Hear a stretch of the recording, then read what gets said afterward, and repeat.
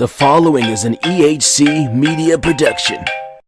What's going on, RWT family? This is your host of Smack Talk, Moses Marquez, and I'll be coming at you each and every Wednesday with a new episode of Smack Talk, where I give my review and recap of SmackDown Live. I am here for you, my listeners. So if you have any questions for me that you want me to answer on the show, please feel free to message me following SmackDown Live, and I will do the best I can to get your questions answered. This has been your host of Smack Talk, Moses Marquez, and we'll see you around the bend, boys and girls. Hope to catch you on Wednesday. Shock the system.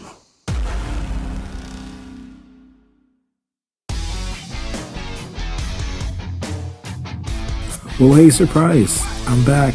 Brian Green here, your host of WHENXTEP, your weekly who, what, when, where, why, how, what's going on, who took the cookies from the cookie jar. I don't know if I used that one already. Is the glass half full? Is it half empty?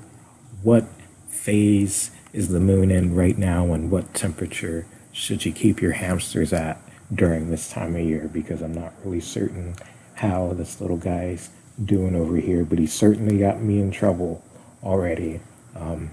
Anyway, whatever's going on in the world of NXT, I'm here to give you some insight about.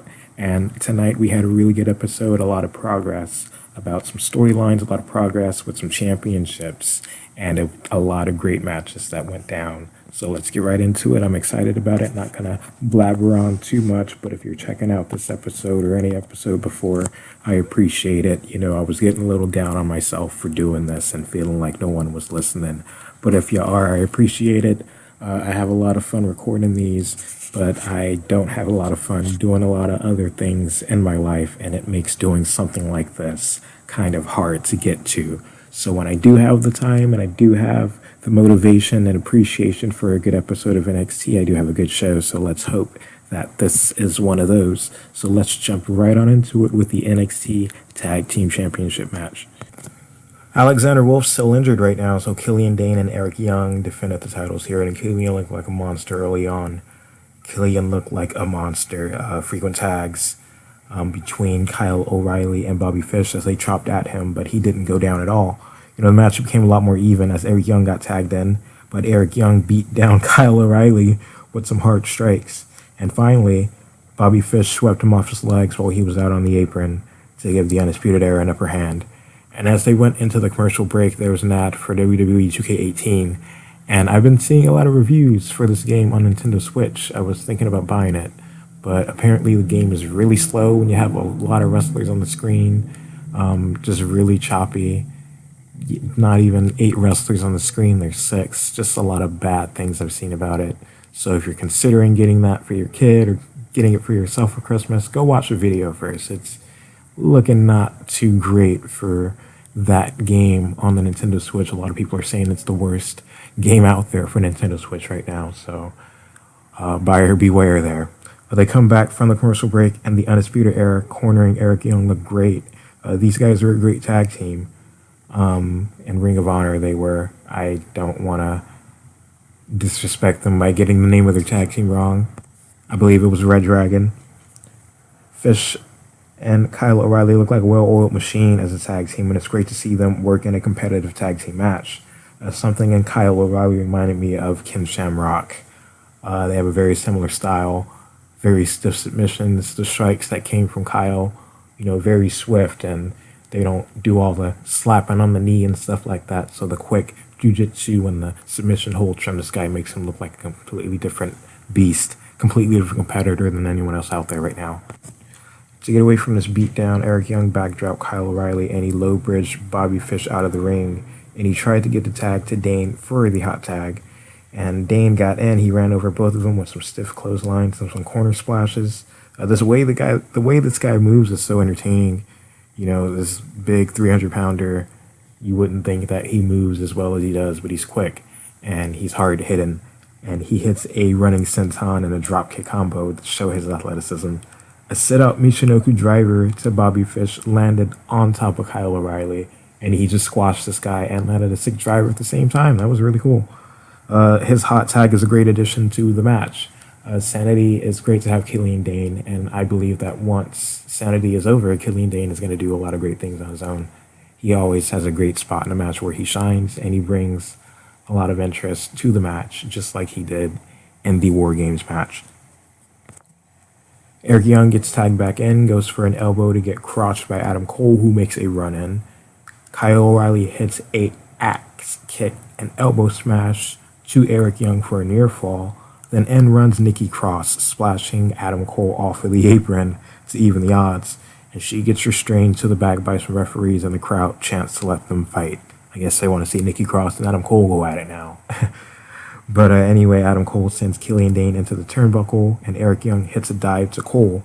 He then runs back into the ring and suffers a total elimination, which is a neck breaker from Bobby Fish and a leg sweep from Kyle O'Reilly, and he gets pinned, and the Undisputed Era win the Tag Team Championships here. So that's a great thing that happened here, great exciting moment to go down in Full Sail, a Tag Team Championship match. This was kind of spoiled to me a few weeks ago from someone else in the group, not gonna point fingers there, but I did recognize that when this match got made, and I realized that there was a tag team or a championship in general changing hands. It would most likely be the next championship match that was booked, and here you go. So great effort though, great match, go check it out. There's a great video package reminding you of how great of a dude and dad Roderick Strong is. He and Lars Sullivan have a fight to qualify for the #1 Contenders Fatal 4-Way next week. Shayna Baszler is advertised in another match, and Heavy Machinery have a confrontation with Tino Sabatelli and Riddick Moss about their Maserati. Otis has a problem with how they parked it, so he went and tried to move it. Tino and Riddick call the car their baby, and they request no pictures of it. They say if Otis and Tucker Knight, I almost forgot his name for a second, but they are going to have a match. They scare off these pretty boys by screaming at him eventually. The pretty boys try to make fun of him, saying, "Oh, what is it, porks and wakes?" Otis says, "No, steaks and weights." Great charisma always from Otis, so those teams are bound to have a match. Look out for that. And good for them, I guess. Heavy Machinery hasn't really been on NXT television in a long time, so that's a great opportunity for them to get spotlighted. I don't think that they would get beat by Tino and Riddick here. Hopefully that wouldn't go down. Heavy Machinery definitely is a team that a lot of people want to see excel. There's a recap of Sonya Deville and Ruby Riott. They are calling them Raw and SmackDown Superstars, but Sonya Deville still has an opportunity at Ember Moon next week for the title. Okay, I guess they're keeping them around. I don't see anything wrong with that, but they should really be developing these guys on the main shows if that's where they are. Strong and Lars Sullivan have their match now, and there's a silhouette spot in Lars's entrance that's pretty cool. Makes him look like a killer when they turn the light on, kind of revealing his massiveness. You know, and Strong comes at Lars hard, but gets turned inside out with a lariat, a stiff forearm to the spine of Roderick Strong, and now he looks to be in danger here. Some corner clotheslines smother the poor guy, and, you know, at this point, Lars just throws Strong across the ring, and then he looks really impressive early on. Lars Sullivan gets Roderick Strong in a tight bear hug, and Morrow says that he's treating Roderick Strong like a Christmas toy that he did not enjoy. I don't know if he meant to rhyme or what he meant by this Christmas toy analogy, but it was a Morrowism, if you will. Roderick went for an enziguri, some good kicks, tried to stick and move, and he did move out of the way, and Lars did crotch himself on the middle rope. When Lars crotched himself on the middle rope, Morrow said, "Oh, he jingled his bells there." All right. So Strong hit a flurry of offense to momentarily take Lars out of the ring, but Lars recovered really quickly and got superplexed off the top rope for a 1 count, and he hulked up here. Really nice superplex from Roderick Strong. And as Roderick Strong fought back in this match, you really saw how he had that great ability to be a storyteller as a smaller guy in a match. And no matter what competitor he's against, he's always going to look good because, the crispness and the smoothness that comes from each maneuver that Roderick Strong hits is something to something to be amazed by. So it's great to see him having some competitive matches here, and one against Lars, even though he came out not in the result that he wanted, he still put on a great effort here. So as the match went on, Morrow was having an aneurysm on commentary. Roderick actually did hit an ankle slam onto Lars for an ear fall. Roderick went for one of these backbreakers, but this Lars guy is over 300 pounds, so he couldn't get him up.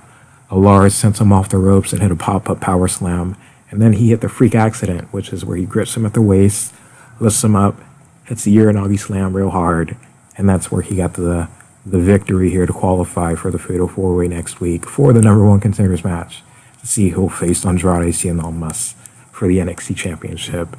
And who do we have so far in this match? We have Johnny Gargano, who qualified in a very, very great match, Aleister Black, Killian Dane, and now Lars Sullivan. So this is going to be a great match. It's going to be cool to see Lars and Killian Dane collide. Johnny Gargano and Aleister Black, that's going to be a great confrontation. And the mixture of all four should be something to really entertain the masses. And I can't wait to tune into that next week. And maybe I'll come back here and do another episode of WhenXT. I'm going to kind of be doing these WhenXT episodes intermittently to kind of see what the interest is. I have a lot of fun doing this, and as I said at the beginning of the show, there's a lot of things going on in my personal life that make it hard for me to enjoy the fun things that I like to do on a normal basis, but I'm going to try to hang in there. So thanks for listening if you are. To cap off the NXT episode, we have the UK Championship match between Pete Dunne and Tyler Bate. Before this started, there was a Street Talk segment with the Street Profits, and I'm not going to waste my time on this. At least that number one contenders match is next week. And just to put things in their perspectives for this next UK Championship match, these guys are really young. Pete Dunne is 24 and Tyler Bate is 20 years old. And as Pete Dunne makes his way to the ring, the Bruiserweight chants start. And this is going to be a good one. You know, the mat wrestling started to turn aggressive once Pete Dunne began to play dirty and be dishonest.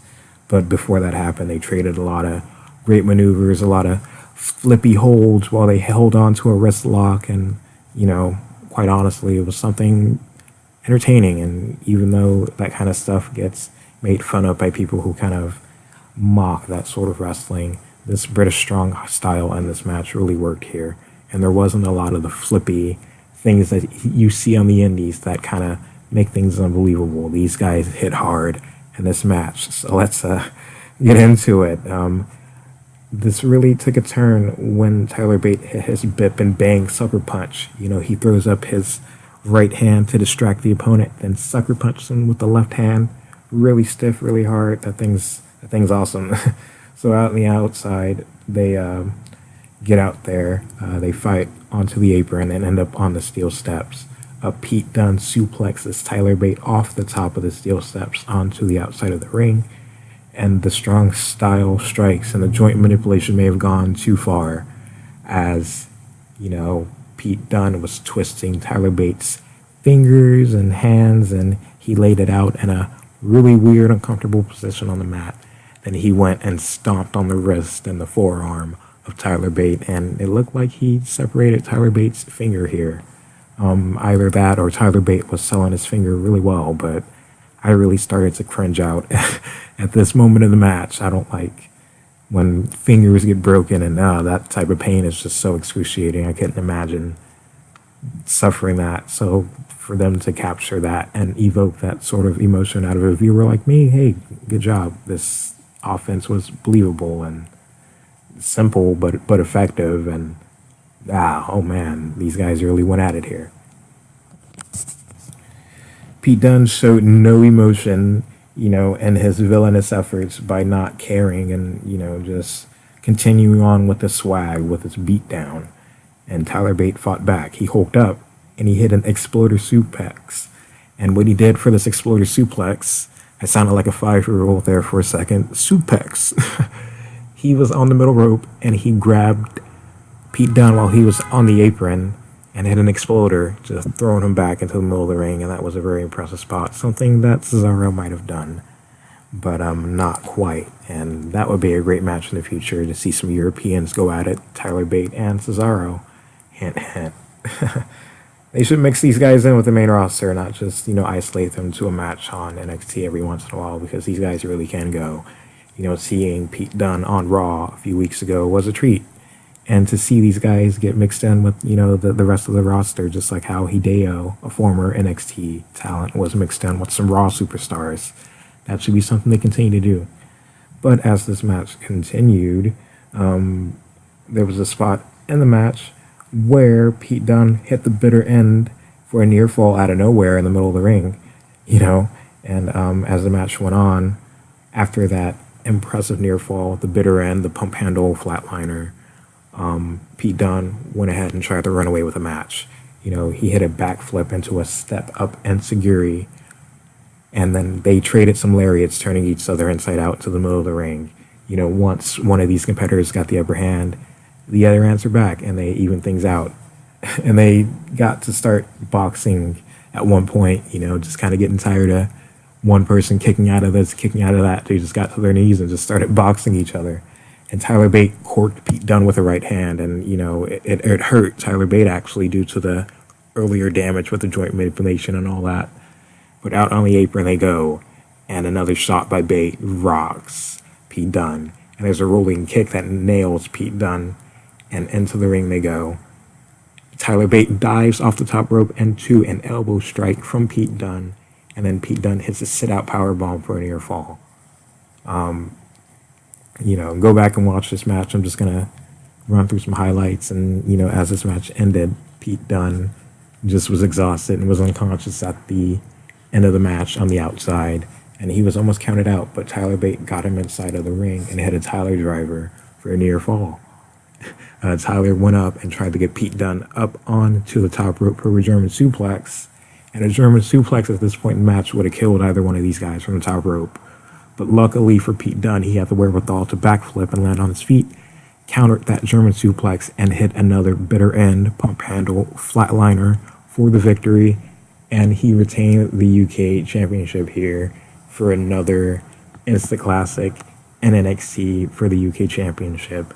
And overall, this episode of NXT was filled with a lot of powerful packages, a lot of great highlights. And one question I got on the Facebook page from Amir was, does Andrade Cien Almas's NXT Championship reign matter yet? And he wasn't quite on this episode, but next week he does have a contender looming in the weights to see who'll be his next challenger, and I do kind of know who that will be already. I got that spoiled to me as well. And it's kind of hard to avoid the NXT spoilers because they do tape, a lot of episodes at once.